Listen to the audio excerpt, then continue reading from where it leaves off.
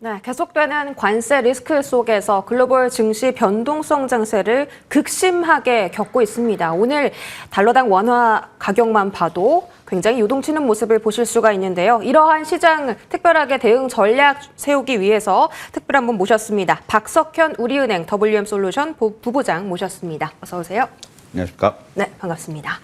또 간밤에 새로운 소식이 들려왔습니다. 네. 중국을 대상으로 104% 부과를 확정하겠다. 중국도 가만히 있지 않고 있죠. 지금 희토류 수출 통제에 나서고 있는 가운데 반도체단의 어려움도 앞으로는 더 불거질 거다라는 여러 가지 파생적인 논란들이 계속 퍼지고 있습니다.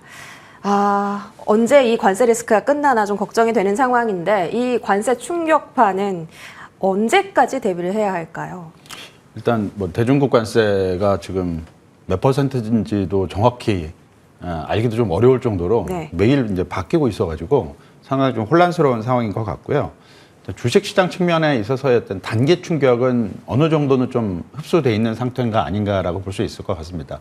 물론 뭐 변동성이 지속될 가능성은 충분히 있긴 하지만 이 변동성 지수 기준으로 S&P 500 지수는 지금 50포인트를 넘어섰고 네. 코스피의 그 변동성 지수도 40포인트를 넘어섰기 때문에 한국과 미국 모두 그 리먼 사태 때 그리고 2020년 3월 그 코로나 사태가 처음 터졌을 때 그때 두 경우를 제외하고는 최근 한 20, 30년간 가장 높은 수준으로 올랐기 때문에 주가의 반영 과정은 상당 부분 돼 있다라고 볼 수 있을 것 같습니다.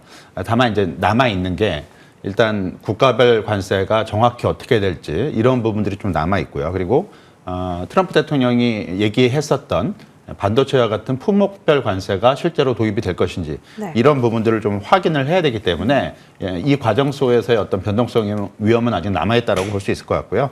다만 이제 국가별 관세에 있어서는 뭐 트럼프 대통령 측에서 이제 얘기하기는 한 70개국에서 연락이 왔다라고 얘기를 했는데.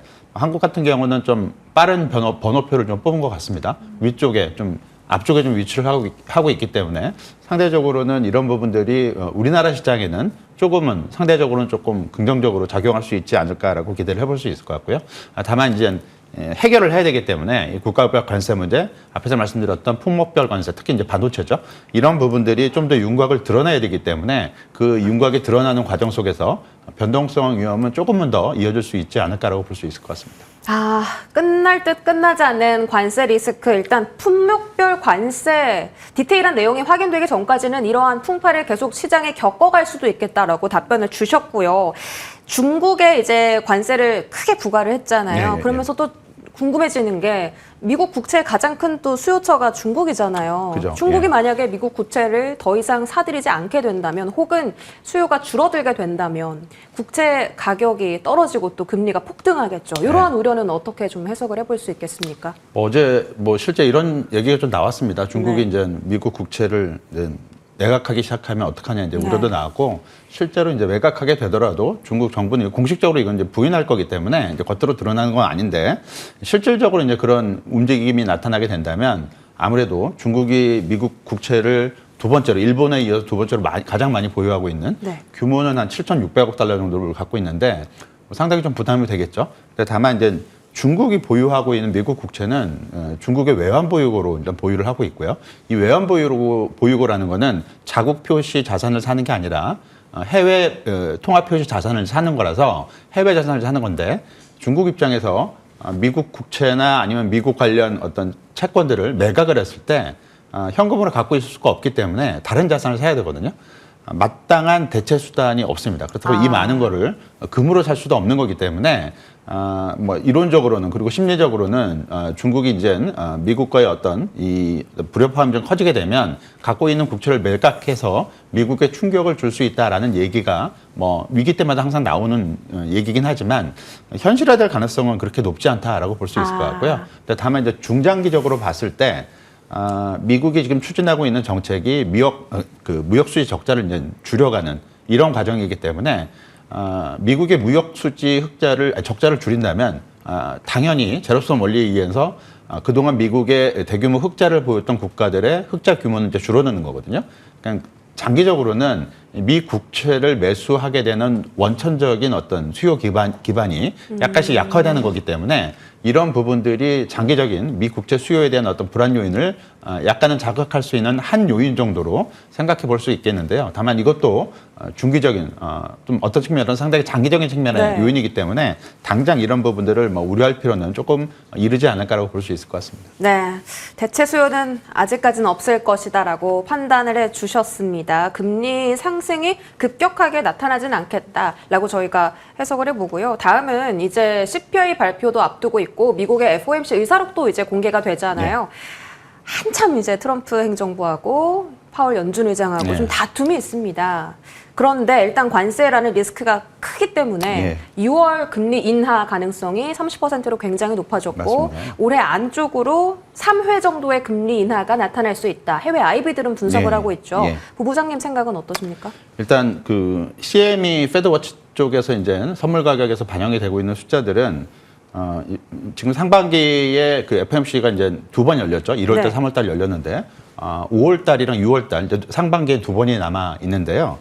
시장에서는 50bp 그러니까 2번 정도 상반기 중에 금리 인하가 있을 것으로 기대를 하고 있고요. 하반기에도 그 패드워치 선물 가격 거래에는 하반기에도 추가적으로 2차례. 그래서 올해 모두 이제 4차례 정도의 금리 인하 가능성, 100bp 가능성을 좀 반영을 하고 있는데 이 부분은 3월 FOMC 점도표에서 연준이 그 경로를 제시했던 올해 한 연말까지 한 2차례 정도 금리 인하 이거하고는 많은 좀 차이를 보이고 있다라고 볼 수 있을 것 같고요.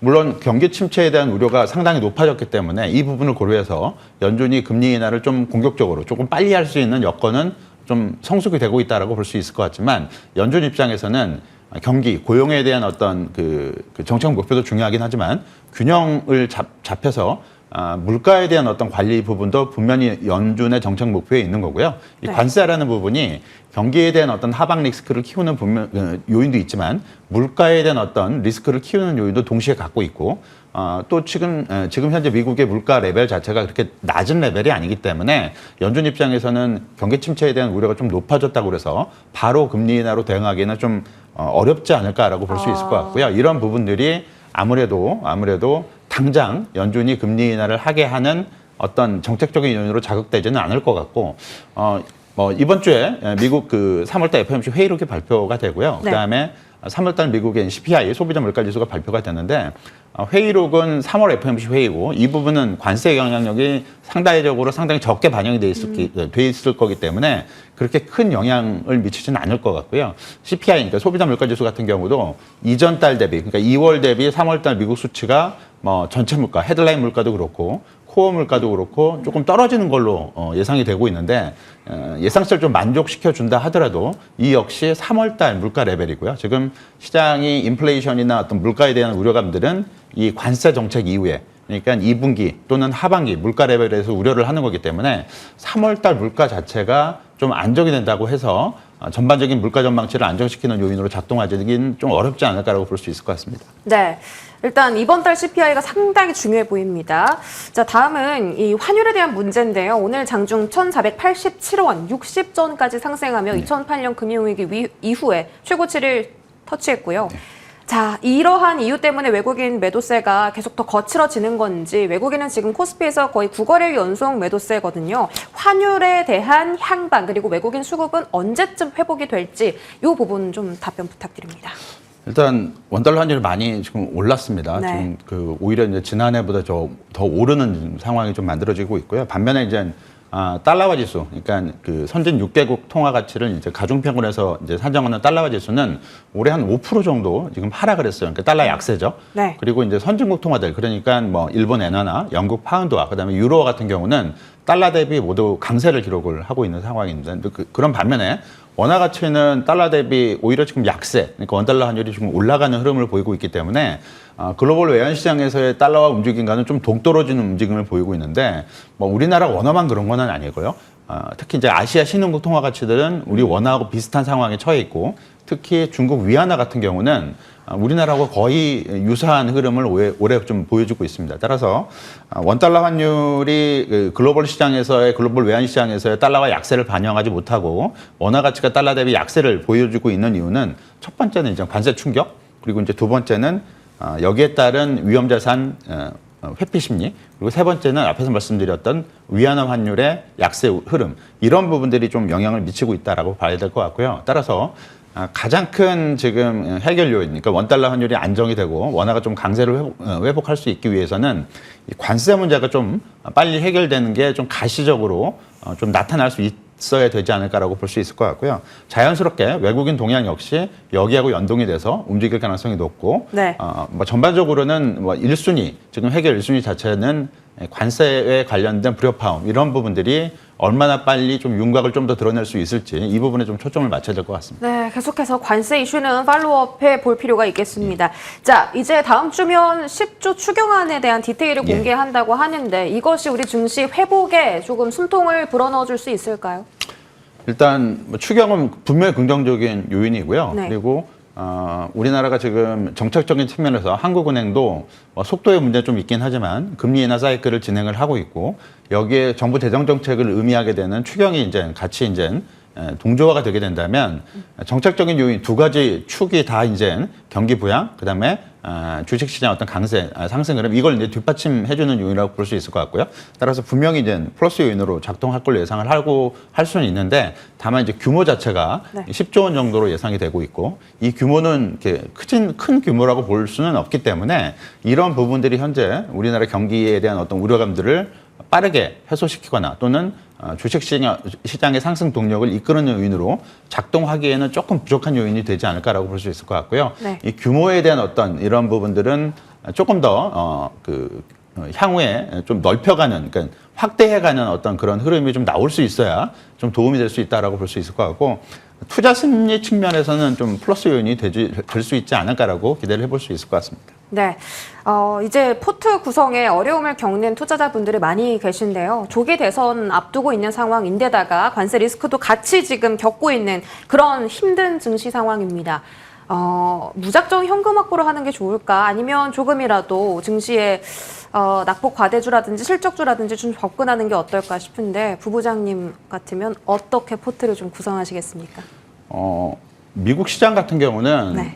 관세 충격이 지금 4월 달 예정이 되고 있는 이 어닝 시즌, 그러니까 이번 주 후반부터 이제 금융주 어닝 시즌이 시작이 되고요. 그리고 다다음 주 이후부터 이제 그 빅테크들 기술주 어닝 시즌이 시작이 됐는데 아마 실적 가이던스, 그러니까 주가에 직접적인 영향을 미치게 되는 기업들의 향후 실적 전망치가 상당히 불안정할 가능성이 높습니다. 왜냐하면 관세가 몇 프로가 적용이 되는지도 밝혀지지가 않았기 때문에 네. 오히려 어떤 측면에서는 기업들이 실적 가이던스를 아예 포기하는 기업이 나올 수도 있거든요. 네. 따라서 일단 이런 부분들은 미국 시장에 조금 부담 요인으로 작동을 하는데 한국은 좀 다른 부분은 좀 있는 것 같습니다. 그러니까 삼성전자의 이번에 1분기 실적 결과에서도 나오듯이 예상보다 좋은 실적 결과가 나와줬고요. 그리고 이 반도체 가격의 반등이라든가 물론 이게 관세의 어떤 영향력에 따라서 이렇게 달라질 수 있는 부분이 분명히 존재하긴 하지만 네. 일단 흐름 자체는 조금 미국보다는 한국이 좋은 쪽으로 움직이고 있는 거는 좀 맞지 않을까라고 볼 수 있을 것 같고 이런 부분들은 실적주에 대한 기대감 그러니까 낙폭 과대주보다는 실적주에 대한 기대감을 좀 높이는 요인으로 작동을 할 수 있을 것 같고요. 그리고 뭐 코스피 기준으로 우리나라 주식시장 밸류에이션이 상당히 낮아졌습니다. 다시 단기 급락을 해서 뭐 주가 수익 배율이나 아니면은 순자산 배율 이런 것들이 과거 역사적인 어떤 저점 수준 레벨까지 낮아졌기 때문에 관세에 대한 불확실성 문제, 이런 불안 요인들이 상존하고 있는 건 사실이지만 네. 주가 레벨, 그다음에 밸류에이션 측면만을 봤을 때는 저점 진입이 충분히 타진해 볼 수 있는 시점에 와 있다라고 말씀드릴 수 있을 것 같습니다. 그럼 실적과 밸류 두 마리 토끼를 다 잡는 업종도 있습니까? 가장 초점이 모을 수 있는 부분은 반도체라고 볼 수 있을 것 같고요. 지금 현재 물론 1분기 삼성전자의 어닝 서프라이즈 이후에 2분기에도 이게 지속이 될 수 있을까 불확실성이 많긴 하지만 일단 1분기에 삼성전자를 이끌었던 그 스마트폰 부분이나 아니면은 반도체 가격 이런 부분들이 연속성을 보일 가능성을 다친 거는 아니기 때문에 예. 여기에 대한 기대감을 가질 수 있을 것 같고요. 그리고 주가 변동성이 좀 높긴 하지만 이익 모멘텀이나 업황 기대감이 계속되고 있는 조선주나 방산주도 이런 부분들의 어떤 가치, 기본적으로는 같은 흐름 속에서 좀 볼 수 있지 않을까라고 볼 수 있을 것 같습니다. 예. 자, 어려운 시장 속에서도 기회는 있다라는 부분과 관세에 대한 이슈는 조금 더 윤곽이 드러날 때까지 기다려야 한다라는 큰 답변도 얻어봤습니다. 이 시장을 타파할 수 있는 힌트가 되셨길 바라면서 박석현 우리은행 WM솔루션 부부장 시간은 여기까지 함께하겠습니다. 부부장님 고맙습니다. 네, 감사합니다.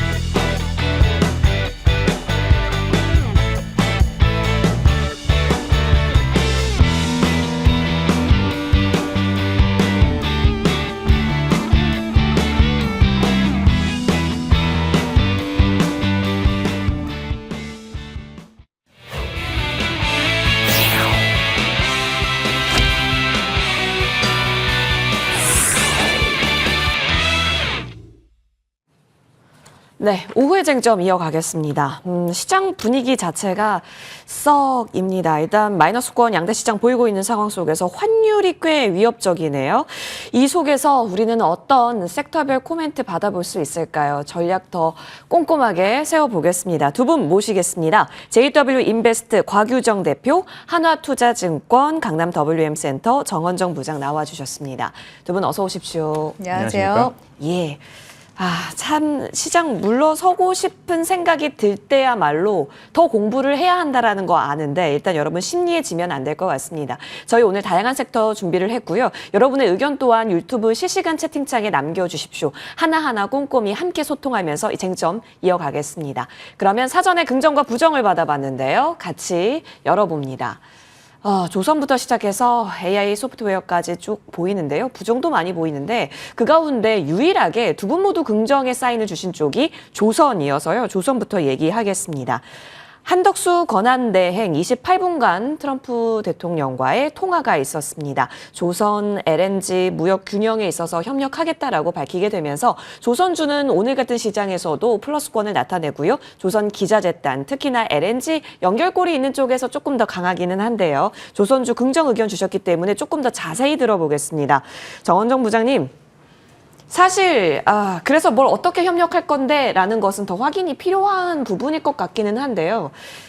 지금 이 정도의 탄력도도 괜찮다. 우리에게 기회를 주고 있는 거다라고 바라봐도 됩니까? 일단 뭐 시장이 워낙 안 좋은 분위기잖아요. 예. 그나마 이제 잘 선방하고 있고 그래도 조금 기대가 되고 뭐 지금 시장에서 이슈가 되고 있는 관세 부분에서도 좀 그나마 조금 제한적이긴 하겠지만 그나마 조금 자유로울 수 있는 상황 몇 개 업종이 없는데 그중에 이제 조선 쪽이 해당되지 않을까 생각을 해서 시장에서도 가장 괜찮지 않을까 이렇게 생각을 하고 있습니다. 물론 오늘 같은 경우 제가 이제 지난주에 갖고 왔던 삼성중공업이 타표를 갖고 왔었는데 오늘은 아침에 플러스권 유지하다가 시장이 빠지면서 이 삼성중공업도 마이너스. 그렇지만 다른 뭐 하나오션이나 뭐 HJ중공업이나 이런 종목들은 플러스권 유지되고 있어서 어쨌든 종목별 다른 업종에 비해서는 상당히 좀 강하게 움직이고 있고 향후 좀 주가 움직임도 이 현재 주가 수준이 막 이렇게 다른 뭐 방산 쪽처럼 많이 올라가 있다라고 좀 보고 있지는 않거든요. 그렇기 때문에 이 정도 선에서는 가격 부담도 다른 종목이 다른 방산에 비해서는 조금 괜찮지 않을까 생각을 해서 긍정적이다라고 저는 분류를 해봤는데 네. 물론 이제 이 지금 향후 전망도 좋고 실적도 좋을 거다라는 거 다 아시겠지만 주가가 많이 올라 있었다라고 하면 저는 약간 뭐 중립이나 부정으로 봤을 텐데 그렇지 않고 주가도 이렇게 부담스럽지 않은 가격대이기 때문에 레벨업도 충분히 가능하고 시장이 뭐 계속 빠지지만은 않을 겁니다. 언젠가는 또 이제 반등하는 그런 이 시그널이 오면 반등을 할 텐데 그때 이제 주도주로 갈 수 있는 업종 중에 하나가 조선 업종이지 않을까 이렇게 보고 있습니다. 알겠습니다. 만약에 지금 이 위치가 높았다면 좀 거리를 두겠다. 라는 포지션을 취해 주셨을 텐데 현재 구간이 사실 지금 차트 돌려보시면 아시겠지만 고점 대비 한 20%가량 내려온 자리를 형성하고 있거든요. 그러면 이때 이 정도의 앞으로의 기대감이라면 다시 올라갈 수 있는 것인가, 이 부분이 좀 궁금한 거잖아요. 우리 대표님 궁금합니다. 사실 그렇다면 하나오션이나 HD 현대중공업 쪽이 그간의 미국과의 연결고리가 좀 세게 반영시켰던 쪽인데 이쪽을 바라보는 게 맞나 싶기도 해서요. 지금 시점에서는 지금 대부분의 조선주들이요, 지금 한 달 반에서 한 2달 정도 단기적인 조정을 좀 주고 있는 시기이긴 합니다. 그래서 지금 당장에 이 종목들을 공략을 하기보다는 조금 더 시차를 두고서 공략하는 관점에서는 저는 중장기적인 전략은 유효하다고 보고 있거든요. 다만 지금 시점에서 조선 섹터들도 지금 조정을 주고 있는 이유가 지금 이제 공매도 재개로 인해서 이런 고밸류 업종들이 지금 대부분 지금 약세 흐름을 띠고 있고요.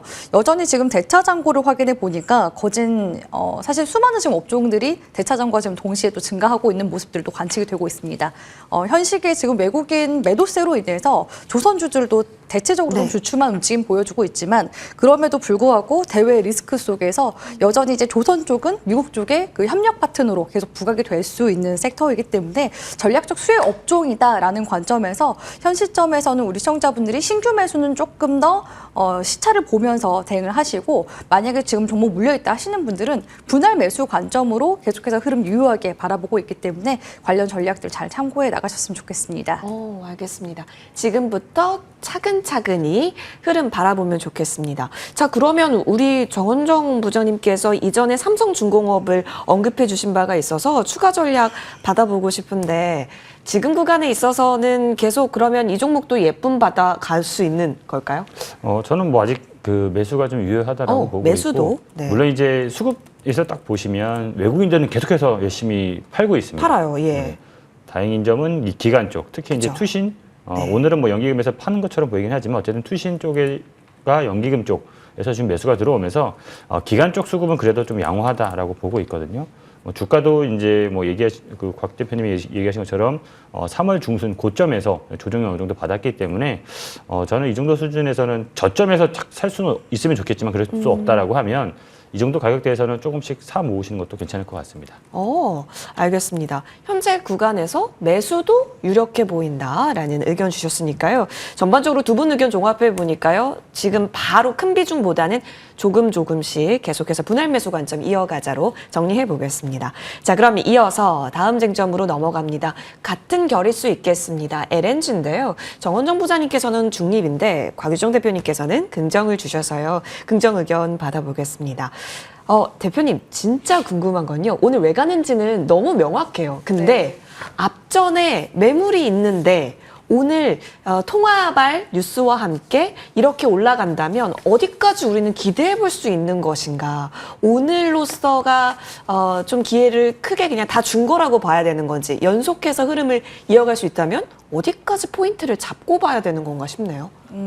사실 저는 이제 LNG 쪽 같은 경우는 조선 쪽에서 이제 연장해서 흐름을 네네. 봐야 된다고 생각하기 때문에 조선은 이제 긍정인데 LNG를 이제 중립으로 주기에는 약간 좀 모순점이 발생하는 것 같아서 결을 이제 같이 봐야 된다라고 생각을 하고 있습니다. 다만 오늘 같은 경우에는 거진 이제 가스관, 강광 이런 이제 관련 종목들이 특히 시장에서 좀 많이 부각을 받는 분위기라고 볼 수 있을 것 같은데요. 대부분의 이제 종목들 보면은 오늘 이제 강세 움직임을 띄었던 화성 밸브 같은 경우에는 지난해 대왕고래 관련주로 엮였었던 종목이기도 하죠. 근데 지난 이제 3월 초부터 알래스카 LNG 프로젝트 관련 이슈가 들어오면서 손바뀜이 나타나주기 시작했고요. 사실 이제 화성 밸브뿐만 아니라 오늘 이제 상승세가 나타나고 있는 종목들 보면 넥스틸이나 휴스틸과 같은 종목들도 대거 지금 강세 움직임을 띄고 있는 중이기도 합니다. 그래서 이런 이제 관련 종목들은 계속해서 이슈가 지금 시점에서는 협상 카드로 이런 이제 LNG와 관련된 내용들이 부각이 될 수밖에 없기 때문에 계속해서 관련 움직임이 약간 테마성으로 움직임이 나타날 것으로 보여지고요.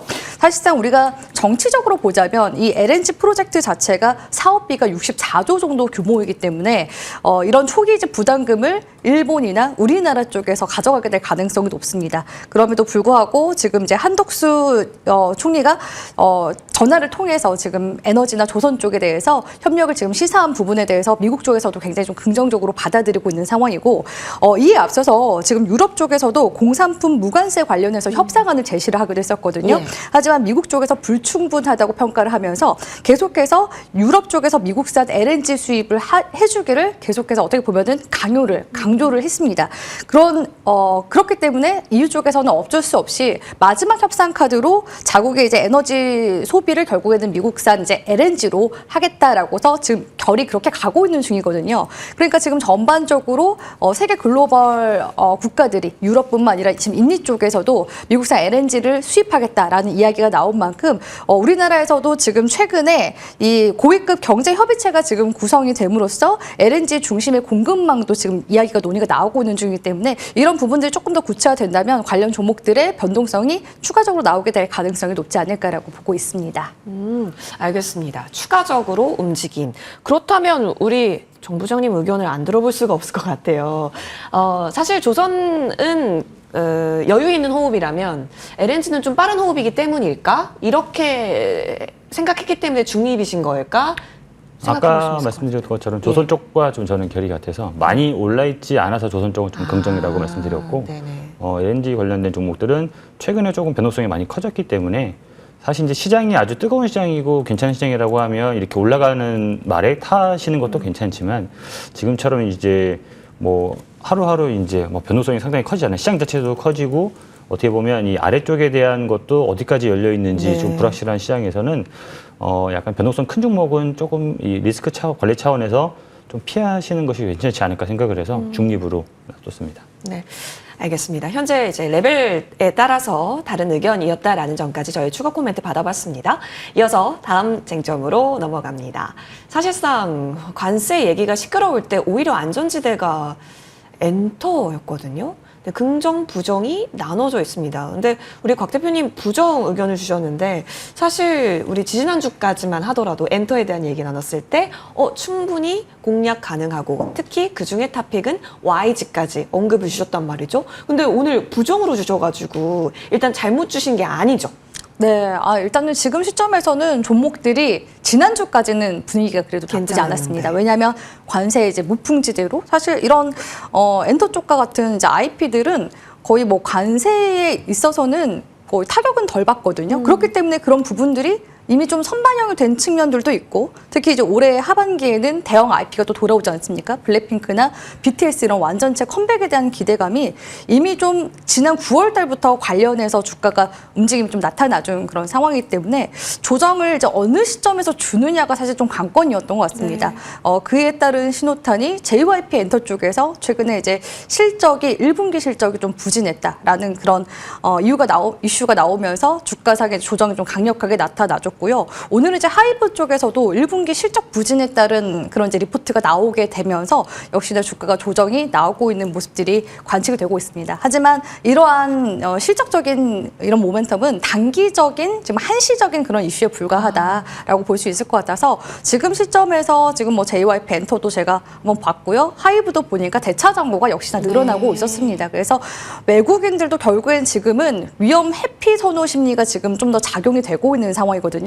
그래서 이렇게 지금 주가가 좀 상승세가 나타났었던 그런 섹터들 단에서 약간 좀 부담이 있기 때문에 지금 뭐 조선 방산 섹터도 마찬가지로 조정을 주고 있는 상황이잖아요. 그런 이제 움직임들이 결국에는 엔터 쪽으로도 지금 넘어와서 조정으로 지금 넘어가 있는 그런 상황이다라고 볼 수 있을 것 같습니다. 다만 그럼에도 이제 불구하고 이런 대형 IP가 하반기에 일단은 컴백한다라는 이슈 자체가 워낙 강력한 모멘텀이고 결국에는 실적을 내년까지 이끌어 나갈 수 있는 그런 모멘텀이기 때문에 일단은 지금 시점에서는 조정을 좀 주게 될 가능성이 높아서 이 지금 섹터 역시도 마찬가지로 분할 매수 관점으로 보시는 게 좋고요. 지금 시점에서 바로 추가 매수를 하기보다는 조금 더 주가가 조정세가 다 나타나고 나서 안정된 이후에 분할 매수로 평단가만 좀 조절하신다면은 충분히 대응할 수 있는 구간대가 나오지 않을까라고 보고 있습니다. 알겠습니다.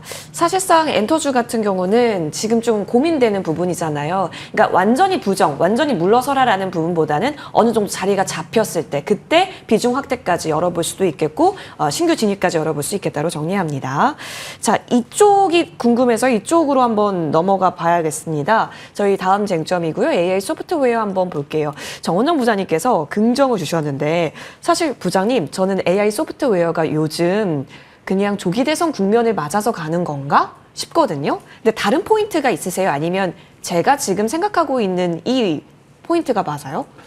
일단 뭐 여러 가지가 지금 섞여 네. 있다라고 보시면 될 것 같고, 말씀하셨던 부분 때문에 갔던 부분도 있고, 또 최근에 보면 AI 소프트웨어 종목들이 좀 조정을 받긴 했어요. 예. 조정을 받아서 저는 만약에 이 조정을 받지 않고 만약에 계속 가고 있는, 올라가 있는 상황이었다라고 하면 마찬가지 결로 조금 부정적이거나 했었을 텐데, 사실 이제 AI 관련해서는 뭐 시대의 흐름을 보면 그쪽으로 갈 수밖에 네네. 없다라고 생각을 하고 있고, 뭐 이제 하드웨어가 갈지 소프트웨어가 갈지 뭐 그거는 어쨌든 순차적으로 가긴 하겠지만, 그런 측면에서 봤었을 때 AI 소프트 관련된 종목들은 관심도 갖고 어쨌든 종목 실적도 시장도 커질 수밖에 없다라고 보고 있었습니다. 다만 이제 계속해서 주가가 좀 높아 있던 수준, 약간 밸류가 높아 있었기 때문에 매수하기 조금 이 부담스러운 측면이 있었는데, 마침 이제 시장이 빠져서 그런 부분도 있긴 하겠지만 조정이 나와서 매수하기에 이제 조금 부담이 적어진 순간이 왔기 때문에 조금 이거는 중장기적으로 가져가셨을 때는 괜찮지 않을까 생각을 하고 있고, AI 소프트웨어 종목들이 대부분은 물론 이제 실적보다는 기대감 때문에 가는 예. 종목들이 많은데, 기대감도 있지만 실적도 되는 기업들이 몇 개 있거든요. 그런 종목들 같은 경우에는 이럴 때 조금 적극적으로 공략을 하셔도 괜찮지 않을까 이렇게 보고 있습니다. 중장기적 관점에서 지금부터 한번 잘 봐보자 의견으로 챙겨와 주셨고, 오늘 탑픽이 또 AI 소프트웨어 쪽에서 챙겨와 주신 것 같아서 바로 여쭤볼게요. 오늘 셀바스 AI네요. 네, 제가 오늘 가지고 온 종목이 말씀하신 것처럼 네. 셀바스 AI 가져왔었고요. 가져왔고 지금 이거 같은 경우 보면 오늘 주가가 지금 한 5% 정도 상승하고 있는 것 같아요. 와, 지금 보니까 네네. 오늘 좀 시장이 좋지가 못한데 그래도 이렇게 한 4, 5% 정도 상승하는 모습 나오고 있는데, 사실 이제 셀바스 AI 같은 경우 이 전고점이 그러니까 아주 시기열을 길게 봤었을 때 2003년 3월쯤, 그러니까 한 2년 전쯤에 36,000원대까지 네. 대략적으로 갔었다가 최근 오늘 주가가 지금 올랐지만 그래도 12,000원대거든요. 그러니까 고점 대비해서 한 3분의 1밖에 안 됩니다. 그러니까 한 65% 정도 주가가 좀 빠져 있는 수준인데, 오늘 이렇게 올라 있지만 최근에 또 짧게 봤었을 때, 시계를 짧게 봤었을 때 2월달 17,000원 갔다가 최근에 또 이게 시간이 지날수록 주가가 빠지는 그런 모습이 나왔습니다. 주가가 급격히 빠지면서 어떻게 보면 시장에서도 약간 왜 이렇게 계속 빠지지 우려가 좀 있었었는데, 다행히 요 며칠 4월 들어서 주가가 단기 바닥에서 조금 확인하고 좀 반등하는 모습이 나오고 있어서 이제는 조금 관심을 가져도 되지 않을까라고 생각을 해서 오늘 가지고 와봤고요. 이 회사 주가 흐름이 최근에는 좋지 못하긴 했었고, 그렇지만 이런 주가의 흐름과는 다르게 회사는 좀 내실이 좀 튼튼히 다지고 있었습니다. 실적도 상당히 좀 좋아지고 있는 상황인데, 음성인식 AI 서비스 제품인 이 셀비노트가 지난해부터 이제 법무부 산하 기관에 이게 적용되고 있는 구축이 지금 되고 있는 상황이면서, 또 이제 삼성 서울병원에 들어갈 예정인 셀비 메디보이스 역시도 올 2분기부터는 본격적으로 이제 구축이 될 것이다라고 보고 있습니다. 이 구축이 된다는 얘기는 향후에 이제 셀바스 AI로는 계속해서 이제 로열티가 계속 들어온다라고 네. 보시면 보시면 되거든요. 이렇게 되면서 로열티가 계속 된다고 보면 실적이 자연스럽게 좋아질 수밖에 없거든요. 그러면서 2023년 매출이 한 530억이었는데 지난해 이제 그 외형을 좀 성장을 되면서 한 1,120억 정도의 매출이 나왔고, 올해는 한 1,360억 정도 매출이 나올 것이다라고 보고 있고, 이렇게 외형만 커지는 게 아니라 올해는 이제 아까도 말씀드렸던 로열티 부분 쪽에 상당히 들어오면서 실적도, 그러니까 내실도 상당히 좋게 바뀝니다. 실적이 이제 본격화되면서 지난해 이제 영업이익이 8억밖에 안 됐었는데 올해는 한 150억 정도 될 것이다라고 보고 있고, 내년에는 200억 이상의 영업이익이 될 것이다라고 보고 있어서 외형 쪽도 괜찮고 내실도 상당히 다지고 있는 상황이라 충분히 지금 매수해볼 만하다라고 생각해서 가지고 와봤고요. 수급도 보면 이 기관 쪽에서 계속해서 순매수가 계속 들어오고 있습니다. 기관이 집중 순매수를 해주면서 수급도 상당히 개선되고 있기 때문에 주가도 충분히 레벨업이 가능하다라고 생각을 하고 있고요. 가격 전략까지 말씀드린다라고 하면 목표가는 16,000원, 손절가는 11,000원으로 잡아보도록 하겠습니다. 실적 뒷받침이 참 지금 구간에서 접근하는 매력도를 높이게 합니다. 10,000원은 좀 안 깨려는 시도가 좀 보여지고 있는 셀바스 AI, 현재 구간에서 어떨지 16,000원 라인대까지 목표가 잡아주셨으니까요. 체크해 보시죠.